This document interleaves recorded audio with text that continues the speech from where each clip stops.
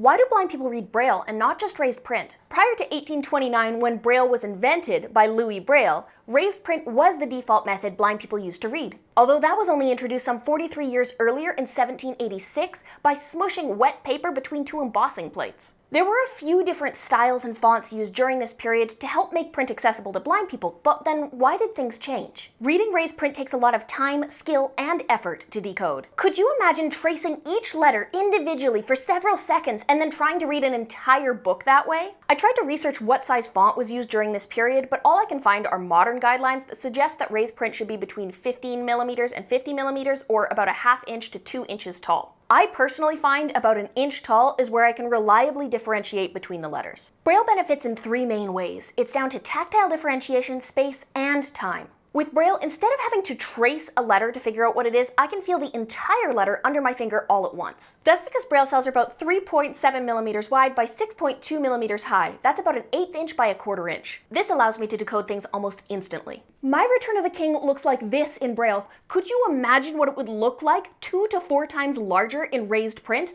I can barely lift this. Using Braille, I can read just as fast as most sighted people, but with raised print, I certainly cannot. That being said, many blind people do not read Braille, so having both options available like many hotel rooms and elevators use is the best of both worlds. What would you choose?